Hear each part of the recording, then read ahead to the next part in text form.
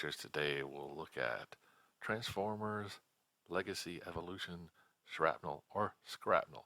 And as you can see here, he does have the G1 style appearance with the gray antennae. He has the black and purple, silver, or the gray um, looking motif. Definitely goes back to the G1 era style looking figure.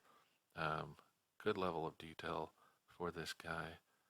Um, Definitely reminds you of the old G1 version.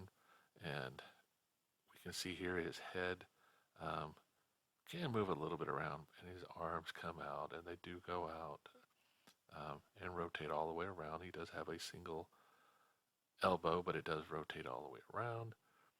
His legs can come out and do a really good split. Robotic Von Damme.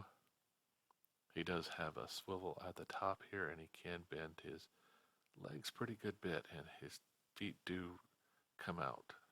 So you see here the rotation, and we'll go ahead and get this guy back to shape. And you'll see he comes with these additions onto his arms. These were part of the original G1 mold that did not come out, but you can use them as extra guns or even attach it to the main gun here and for a little bit more posability and playability. Okay, let's go ahead and show that off. And which is a nice touch for the actual figure. Now let's go ahead and grab the other one. And we can see they all pop off and they do attach. Me, I like the old G1 style, so I'll probably keep them attached to his forearms and not his weapons at all.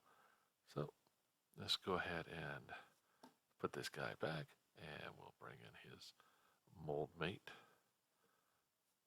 After we do a height check of his head comes to 5 inches, his antennae make him 6.5 inches tall. But yeah, let's go ahead and bring in his mold make bombshell from the same line, and you'll see they both have the same height, which is nice. They all go together pretty nicely. And here we bring in one of the prior versions of Shrapnel, a little bit smaller, and as we can see, definitely not as G1 as this guy is. We have this guy in robot mode. Let's go ahead, transform him into Bug. We take away his gun, and we will take these and slide them in front of his face to cover his face while he's in robot mode. And you'll see these go out the side, or they can be pushed together, whichever you prefer. We'll take his hands and fold them into his forearms. We'll then take his legs and rotate them around. Okay, next what you want to do is straighten out his feet and pop off these front of his legs, and they will basically just fold inside. They are a double hinge, and they will, once you have them all folded in together, they can attach. In the middle here, they have 2 slots and a tabs, so you just push them together, nice clicking sound, and then rotate that around. And you'll notice you have these slots, and they will go in these holes here, so just take them around and push them in. Just make everything nice and tight there. All right, once you've done that, voila, there's your bug mode, and you can attach his gun to the top.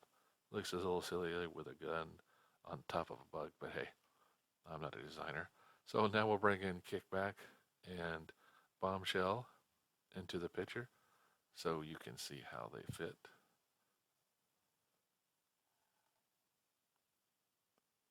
As you can see, it's nice to have them all 3 together, and we finally got a good set of Insecticons. And so final thoughts on this guy. Great to have a good Shrapnel or Scrapnel in the lineup. This goes great with the other Kingdom figures, and it's nice that they are going back to the G1 version and updating those. If you find this guy, definitely pick him up. As always, guys, like, subscribe, and keep collecting.